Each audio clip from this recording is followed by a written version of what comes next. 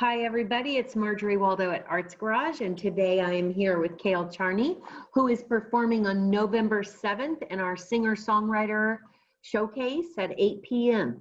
Hi, Cale. Thanks for coming today. Thanks so much for having me, Marjorie. I'm glad that you're here with me. I want people to hear about you. I got to see a sliver of one of the performances you did for us from Our Hearts to Your Homes, which was a series of music that we produced immediately after the pandemic shut us down. And all of the artists who participated, including yourself, donated your time. And I can't thank you enough. So really. Well, it was an honor to do it, especially during a time where nobody really knew what was happening, and in a lot of ways we still don't. But it was awesome just to get out there and kind of have a glimpse of normality again, and just go out and play. And it was a lot of fun. I really appreciated it. Well, you're incredibly talented, and it was really fun to watch you. And I told Ethan, our director of dopeness, as I walked out of the room, make sure we get him back. He's amazing. So I'm super glad that this worked out, and then you'll be here on the 7th. Thank you so much. So I understand that you that you are sort of a fusion. Your music is sort of a fusion of funk and soul and a little bit of country. Would that be accurate? I think folk maybe more than funk, but yeah. Did I mess it up? Maybe, but no, it's okay. That's horrible. I think that's what I've written. No, it's my fault. I read it wrong, but that makes a lot more sense. I can get funky here and there, but not that's not really what I'd say my main avenue is. No, I picked up a guitar several years back, and I have always liked kind of just kind of rootsy music, whether it's like a rock or country or just stuff that you don't need a whole lot of extras to get the message across. So I don't really try to necessarily be just country or just folk, or I try to, maybe some soul kind of gets in there, but I just try to be true and just kind of do the music that kind of calls me, as weird as that sounds. Would you say, no, it doesn't sound weird at all, and I think that's a common feeling among many, especially songwriters. Even bands. I was talking to another group, and they were describing how each member of their band had such different musical influences, and they come together and there's sort of this medley of all these influences, and it turns out to something really cool. So when you started playing the guitar, you were already 24 years old. So you didn't start when you were a kid. No, and I'm 31 now, so I've been playing for 7 years. But yeah, it's a lot harder when you start and you're older, because when you're younger, you can come home and maybe you get your homework done, and then you can just play. But yeah, I started at 24. I have a really good friend from up in Pennsylvania, Dylan Flaherty. He's in a band called Reservoir Hill, and him and I were talking, and I had previously tried to write lyrics, and I was experimenting singing, and I had a good friend of mine, Eric Perez, used to make like beats for me, and I would sing like over the beats. Mm-hmm. But I never felt like it was just coming like innately from me. And my friend Dylan told me, he said, pick up a guitar, get one on Craigslist, you don't have to put a whole lot of money into it, but if you stick with it, a year from today, you'll be glad that you made that decision. And he was absolutely right. So we're over 7 years from that time. And, I just got a guitar, just went on YouTube and started learning. And within a year I had, written several songs, and just kind of kept it going. Did you start writing your own music around that same time? Well, I had written songs probably as far back as when I was even in high school. Okay. I used to writing poems and songs and little catchy things to help either remember stuff for studying, or for like extra credit in the classroom. They'd say, if somebody wants to do a poem or an artsy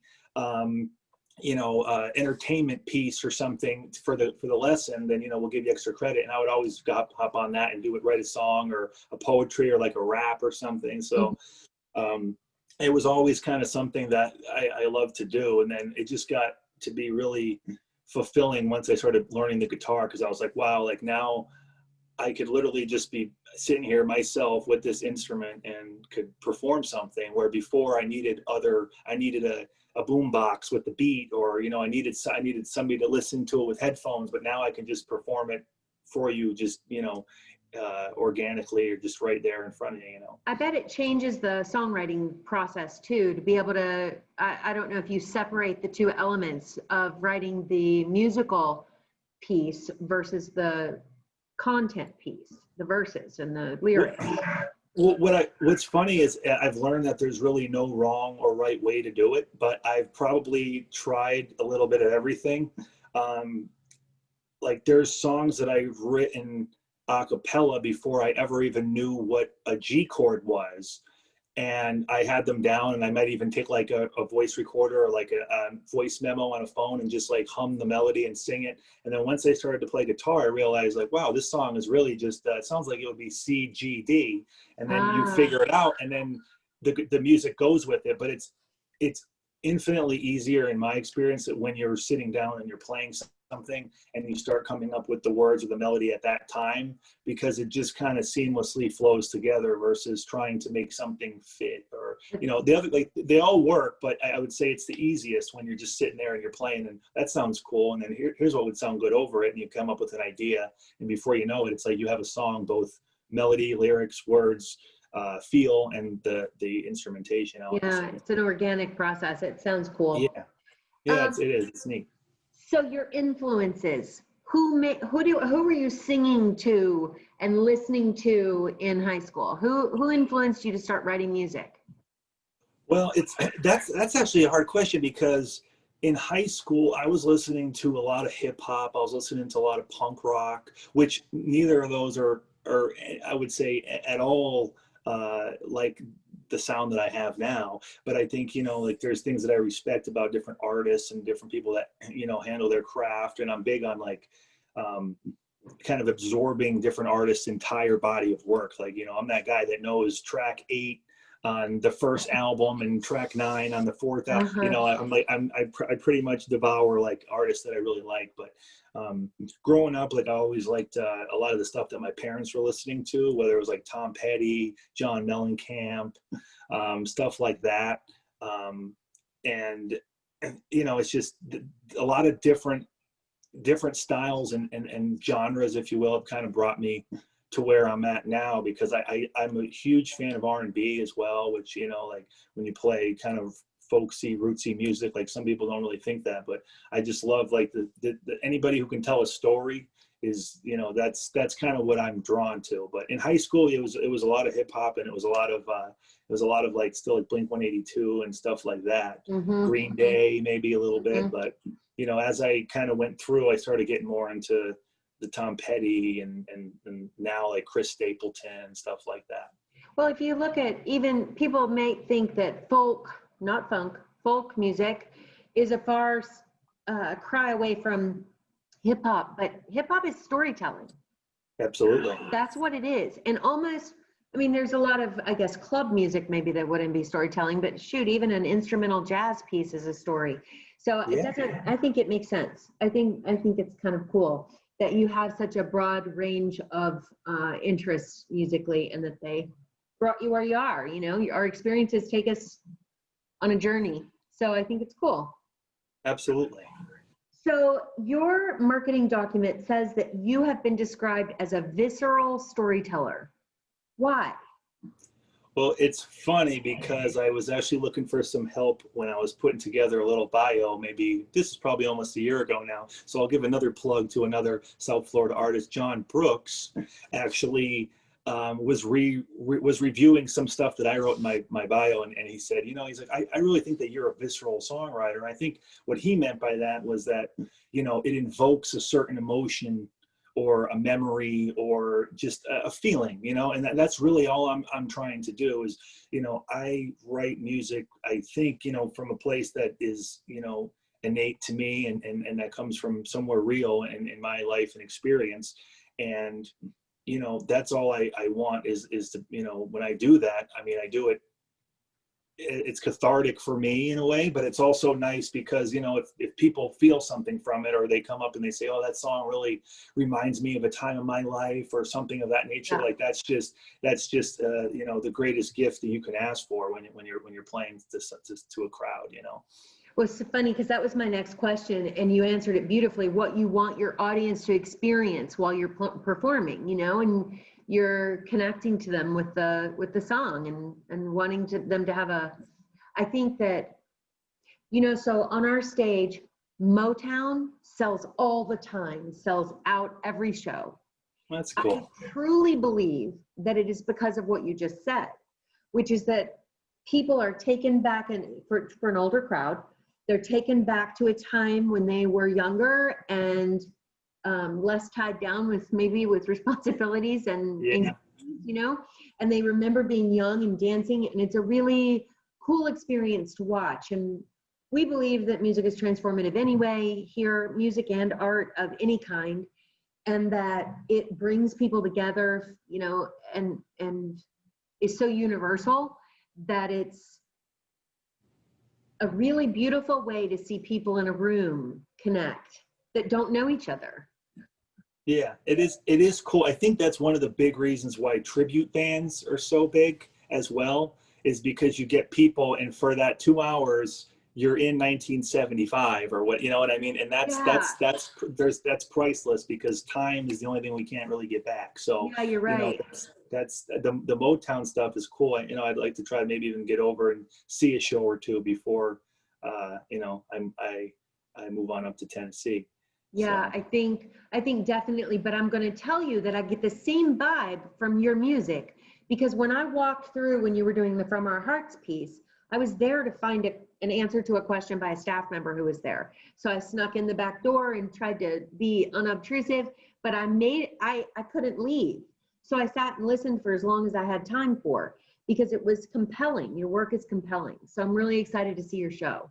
Well, thank you. That's very, very humbling coming from you. So I really appreciate that. And that was such a great day. And I remember you coming in, and I remember initially I didn't know who you were. So when I was playing, I remember thinking, is somebody coming in off the street right now? Is this No. okay? And Yeah. then when she sat down, and I kind of saw Ethan like kind of look, so I said, okay, I guess. And then afterwards I realized that, you know, who you were, and I was like, oh, that's awesome that you had stopped by. I really No, appreciate it was it. compelling stuff. It definitely made me want to listen. You, in fact, in March of this year, your song Stranded was featured on Studio Road TV, and you are about to release a studio album, your debut album, right? Yes, By yes, Way. yeah. Do you want to tell us anything about the title of that album? Yeah. So the album has 8 songs on it. It's a smaller album because, you know, nowadays I didn't want to load. I have a lot. I probably have over 20, 25 songs ready to go if I, you know, want to pull from. But I really wanted to try to be a tight, you know, close knit group of songs. Is, you know, the people don't listen to as many songs nowadays. But aside from that, um, you know, it has songs that I had written both before I even ever picked up a guitar. So we're talking in like 2012. There's songs on this album that are written from then, but then there's also a track called Find a Way that I had written this year. And I believe I started writing it before the pandemic happened, but it really kind of took on another life once the world around me kind of was different. And, you know, I just thought it was a really appropriate title for not only that song, but to call the entire record, because 2020 has been so strange and stressful, and you know, there's been so much worry about, you know, health and just everything.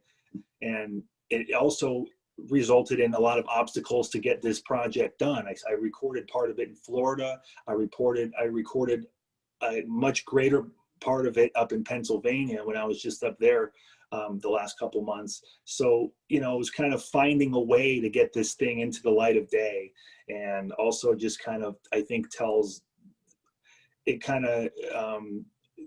the story of, you know, hopefully my perseverance to to get this album out and to kind of start on that path towards really trying to do as much as I can with my original music, because it's, you know, it's something that I love to do and something that I only want to get better at and grow. So it's just, you know, let's find a way. And hopefully, as we were kind of talking about earlier, hopefully it could be something that some of the songs could be a little bit of an inspiration to people that are maybe having a hard time finding their way right now. And I guess I'll say one last thing on it is that it tells the story of me kind of moving from I was in Pennsylvania. I lived out in LA for a short while. I moved back to Pennsylvania. I moved down to Florida. And, you know, all of that is true in the sense of finding a way, like geographically as well, and just finding a way that, you know, finding a way to be, finding who you are, you know, where you want to be. So it's just kind of all that entangled into, you know, what I think is an appropriate title, especially for the debut album. I think it's really cool too that it includes music that was written at the very beginning when you were writing serious music and not just doing stuff for your classes, because that people, as a culture, I think we think everything, you know, you've heard the phrase, he was an overnight success. And the people who are called overnight successes are like, are you kidding me? I've been grinding at this for 30 years and finally it paid off. So it's kind of cool to show it, to have it cover the scope of your songwriting efforts. I think that's kind of cool. So I appreciate that. You know, something you just said too about like the overnight success thing is one thing that was pretty instrumental, I guess, pun intended, in me learning the guitar was that when I first started, my friend Dylan, that had kind of pushed me in that direction of starting to learn, he said, just remember, he's like, where you are right now, at one point, Jimi Hendrix was there, Stevie Ray Vaughan was there. And, you know, that is such an empowering statement and feeling like, you know, I can do this. And I don't remember what guitar player it was, but somebody called him a natural, or like maybe not an overnight success. Oh, he's a natural. And he was like, natural. He's like, you didn't see when I was cutting my teeth for the last 10 years trying to be a good guitar player. Or look at the blisters or calluses on the fingertips. It's not something you like pick it up and play magically and then put it down for a month and play when you perform. You're grinding with this instrument. You're really, you have to, So it can be strenuous a little bit. Yeah, absolutely. Yeah.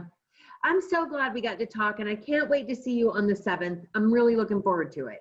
Oh, I'm super excited to come out, and I really just, once again, thanks for the opportunity. I'm looking to, you know, getting to know the other artists and just, you know, just kind of having a good feeling of community and being back out there again, especially right now. I think it's needed. So I'm excited about it. I can't wait to see you. It's the November 7th, which is a Saturday night at 8 p.m. right here at Arts Garage. Of course, there will be live stream tickets too, but I'm hoping we've got about 90 people in the room because there's going to be some amazing talent. So, Cale, thank you so much.